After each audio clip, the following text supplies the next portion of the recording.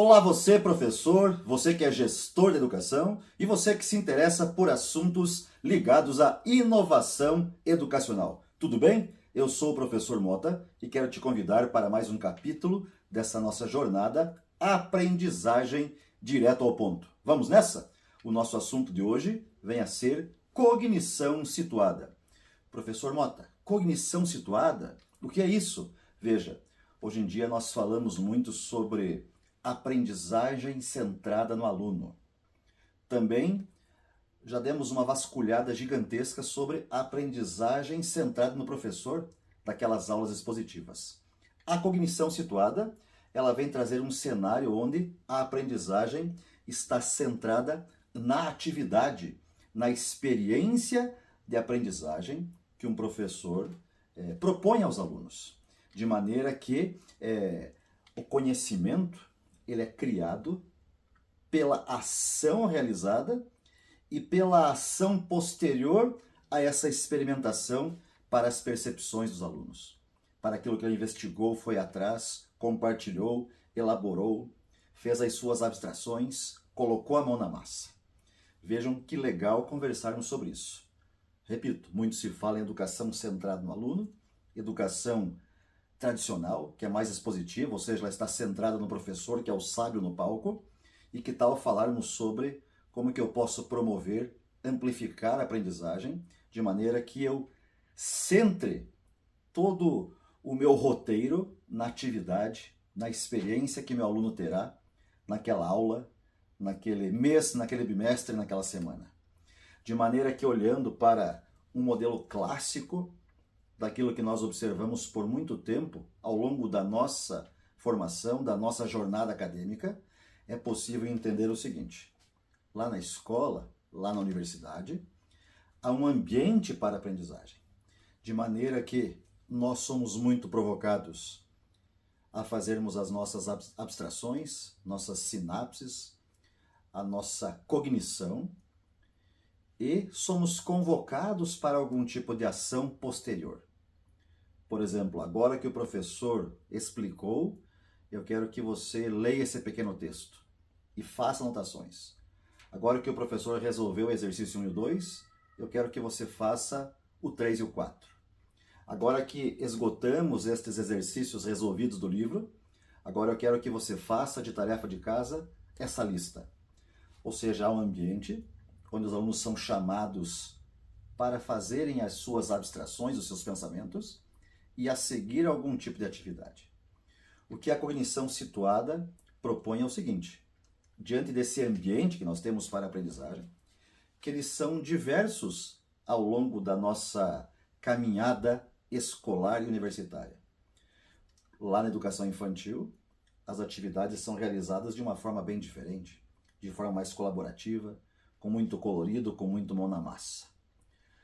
No início do Fundamental 1, essa transição ocorre de forma gradual, de maneira que ao final do Fundamental 1, Fundamental 2, Ensino Médio, esse espírito de fazer juntos uma atividade empolgante, ele quase inexiste, e na universidade isso varia muito de curso para curso, de maneira que no início de uma graduação, nós somos sim levados a estudar de forma muito mais teórica do que prática. Então, se nós passarmos para um modelo mais dinâmico, onde, olhando para o ambiente que eu tenho na instituição de ensino, eu fazer esses dois elementos acontecerem ao mesmo tempo. A percepção e a ação ocorrerem juntos, de maneira que quando os alunos coloquem a mão na massa, eles podem ter percepções diferentes acerca disso. De maneira que não necessariamente o professor precisa entregar tudo mastigado. Falar todas as frases, explicar todos os elementos, para que a partir disso o aluno possa colocar a mão na massa e ter, quem sabe, alguma percepção. Então muda um pouco esse cenário, muda um pouco a visão, porque diante do ambiente que eu tenho, eu posso propor algo para que os alunos façam, uma atividade que realmente seja relevante, seja empolgante, que tenha a ver, que chame a atenção, e a partir dessa coletividade, desse mão na massa, desse teamwork, os alunos possam ter percepções acerca disso. De maneira que o conhecimento, ele vai sendo criado a partir do momento que há uma investigação, que há uma ação sobre esse conteúdo, para que eu possa ter mais significados. Certamente, nós temos bons professores que explicam de uma forma encantadora os seus conteúdos. Professores que têm uma abordagem espetacular em sala de aula. Mas nós nunca entendemos qual é o significado que isso está tendo lá na cabeça e no coração do nosso aluno. De maneira que, se eu fizer a proposta de uma aula no estilo mais mão na massa, ele possa, por meio dessa investigação, desse trabalhar juntos, ter as suas percepções diferentes sobre aquilo, e daí sim, nesse trabalho diferente em sala de aula, nós trazemos aos alunos mais significados acerca do nosso conteúdo. De maneira que eu posso afirmar para vocês que tudo isso tem a ver com a aprendizagem ubíqua. Em inglês, o U-Learning. O que vem a ser essa ubiquidade, professor Mota? É olharmos para a onipresença de alguns elementos quando nós damos uma olhada para o mundo. Porque nós, da educação, gostamos de dizer que efetivamente preparamos nossos alunos para o mundo. Mas eu tenho que dar uma olhada para o mundo e entender aquilo que está disponível nessa espécie de onipresença a cada hora do nosso dia. Os recursos didáticos, efetivamente, como os livros, as plataformas, o próprio recurso do aluno, que é o seu caderno, o seu bloquinho onde usa para fazer anotações, o smartphone do aluno, o notebook, o computador dele em casa, o acesso que ele tem a algum equipamento diferente, como realidade virtual, usar o computador com inteligência talvez para, por meio da inteligência artificial, também conseguir boas as respostas às boas perguntas que ele poderá fazer, assistir a um vídeo, ouvir um podcast. Então essa onipresença de elementos do mundo precisa fazer parte também do escopo do meu preparo dessa aula para que meu aluno tenha uma experiência de aprendizagem diferente. É evidente que eu posso propor algo para que essa atividade inicie sozinho. É importante um aluno fazer uma reflexão sozinho e expressar isso por meio da escrita ou digitando, anotando por meio de símbolos, uma espécie de checklist, fazendo um desenho. É importante para o aluno ter essa percepção individual. E depois isso precisa ser compartilhado entre os colegas. Esse colocar a mão de forma coletiva para auxiliar inclusive no desenvolvimento das competências socioemocionais. Então essa aprendizagem ubíqua tem a ver com essa onipresença ao longo do nosso dia das coisas que pertencem ao mundo para o qual preparamos nossos alunos. E daí sim eu posso elaborar, diante desse cenário, uma espécie de framework em forma de um gráfico com 4 quadrantes. Esse eixo horizontal mostra mais à nossa direita os alunos de forma ativa e à esquerda, no outro extremo, o aluno ali muito passivo, muito entediado, chateado, em função de que a coisa não está legal.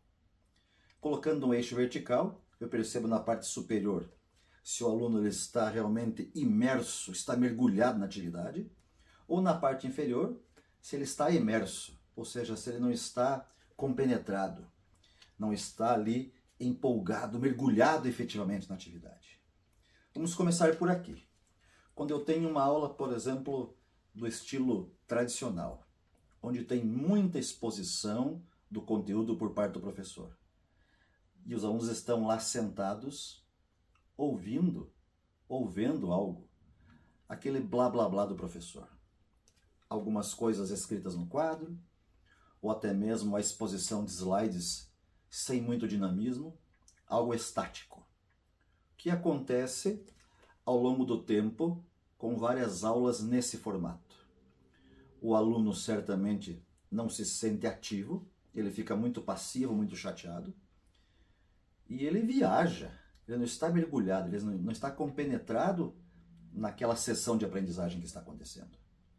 Certamente, por alguns instantes do início dessa explicação do professor, ele consegue ter a atenção do público. mas em função de que o perfil dos alunos tem mudado muito ao longo do tempo, em função da exposição que eles têm diariamente a diversos meios para procurar algo, interagir com pessoas, para descobrir algo novo, fuçar numa plataforma, uma rede social, assistir a um filme Netflix.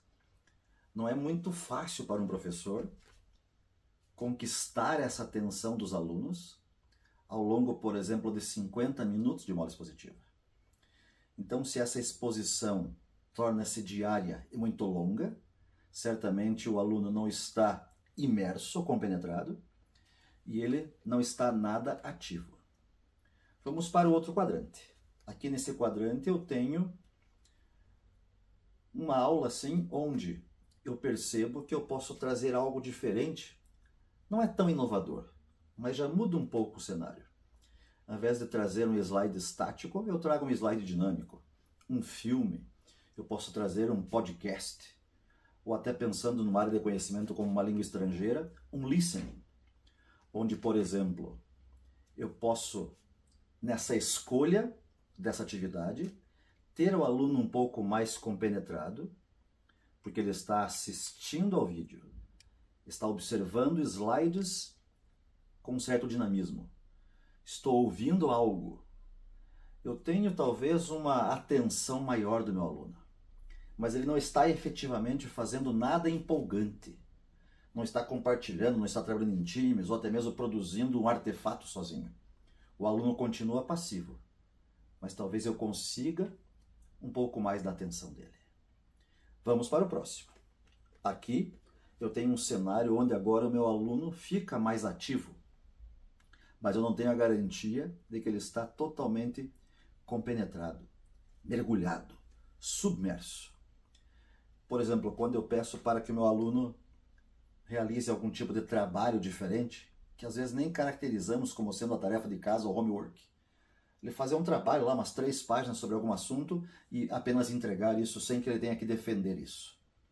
Certamente, eu ativei o meu aluno para que ele faça algo, coloque as mãos, mas sem essa defesa, eu não tenho meu aluno completamente imerso naquilo. Talvez ele até tenha feito um Ctrl+C, Ctrl+V, copiou de alguém, pediu para que alguma plataforma de inteligência artificial construísse aquele texto para ele, ele só vai copiar. Eu não tenho ele submerso. A minha intenção pedagógica como professor não era essa. Então tem sim momentos onde eu consigo ativar mais meu aluno, mas eu não tenho aquela garantia de que ele fez isso com o capricho que nós gostaríamos. E o último quadrante traz assim aquele ponto que tem a ver com esse nosso assunto de hoje. Falar de cognição situada. Trazer um temperinho da aprendizagem ubíqua, que é quando um professor abraça o universo das metodologias ativas de aprendizagem. Onde aí sim, um professor com metodologias diferentes. Metodologia aqui, nessa minha conversa com você, professor, não é sinônimo de tecnologia. Eu preciso ter uma metodologia, uma estratégia com começo, meio e fim, com um espetacular propósito pedagógico, de maneira que eu trago recursos plugados ou desplugados para que essa experiência de aprendizagem tenha mais significado para o meu aluno. Ou seja, agora, por meio do uso dessas metodologias diferentes, porém muito extraordinárias, eu tenho meu aluno ativo e mergulhado. Ele é totalmente compenetrado na atividade que foi proposta. Porque agora eu trago o elemento, a minha cognição centrada na atividade. De maneira que se eu observo num time de alunos, que eles estão empolgados, trabalhando, compartilhando, com brilho no olho, eu conquisto aí sim essa educação centrada no aluno. De maneira que o professor passa a ser uma espécie de orientador, de consultor. E o aluno faça as descobertas. Em alguns momentos sozinho, é claro, em outros momentos de forma coletiva. De acordo com os passos que cada metodologia ativa preconiza. Por exemplo, aprendizagem baseada em projetos, aprendizagem baseada em times, aprendizagem baseada em fenômenos, aprendizagem baseada em jogos, a gamificação, um Think, Pair, Share, o Jigsaw Classroom, que é a sala de aula quebra-cabeças, o Challenge-Based Learning, que é a aprendizagem baseada em desafios, trazer elementos como Escape Room ou Breakout Edu para as aulas. É evidente que realizar uma atividade de peer instruction, tendo como mola propulsora a sala de aula invertida. Então, quando o professor começa a perceber que é possível colocar os alunos, submeter os alunos a uma experiência de aprendizagem diferente, onde o foco é ter os alunos ali realizando uma atividade diferente e surpreendente, eu tenho sim essa cognição situada acontecendo de forma orgânica. Onde é possível eu entender o seguinte: eu tenho que tornar aquele meu ambiente da sala de aula um pouco mais flexível. Quando eu digo isso, não significa que na sua escola, na sua universidade, agora eu tenho que ter uma sala diferente com todos os recursos, um Fab Lab para cada professor. Não. É eu recriar o espaço da minha sala de aula de maneira que realmente ele seja um ambiente mais flexível, mais dinâmico e mais acessível. Eu sei, professor, que em alguns momentos eu preciso expor algo. A atenção dos alunos, eles mais ali quietos me ouvindo.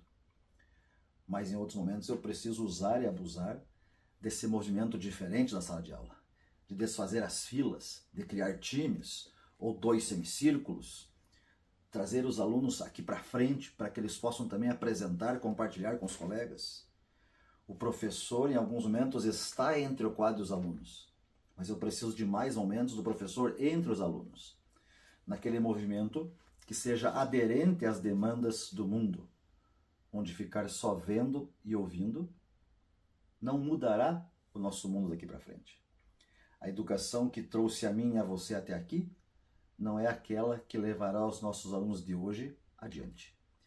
De maneira que quando eu olho para algo que vem antes de falar de cognição situada, mas sim falar de cognição, que é o processo pelo qual nós fazemos a aquisição e também fazemos a consolidação de informações, de maneira que isso guie o nosso comportamento. Eu quero trazer para vocês algo que está aqui nessa nossa jornada, que já discutimos, que a aprendizagem é mudança de comportamento. Sendo assim, o que eu tenho colocado para que os meus alunos explorem, realizem, investiguem, tenham ações, criem, façam protótipos, defendam, para que ele possa mudar esse comportamento, para que ele possa, sim, dar mais significado, para que essas experiências possam guiar novos comportamentos, de maneira que trazer algo muito superior a uma aula expositiva, para que os alunos possam trabalhar juntos, olho no olho, não na nuca, para que eles possam mudar o comportamento para muito melhor. Isso é um tempero imprescindível na aula de um professor do século XXI. Então vamos lá, te convoco a usarmos e abusarmos das metodologias ativas de aprendizagem, de maneira que elas sim impulsionam a aprendizagem ubíqua e elas também promovem essa mudança de comportamento por meio da ação dos alunos com a aula centrada na atividade espetacular que está sendo realizada. Isso é possível. Bora lá mudar a nossa sala de aula para muito melhor. Trazer vida, trazer brilho no olho, trazer coração batendo, de maneira que a cabeça, a mão e o coração possam atuar juntos na mudança do comportamento, ou seja, na aprendizagem dos nossos alunos. É isso aí. Estamos juntos nessa caminhada, nessa jornada que eu estou adorando de aprendizagem direto ao ponto. É isso aí, estamos juntos e vamos em frente, porque o futuro é agora. Valeu!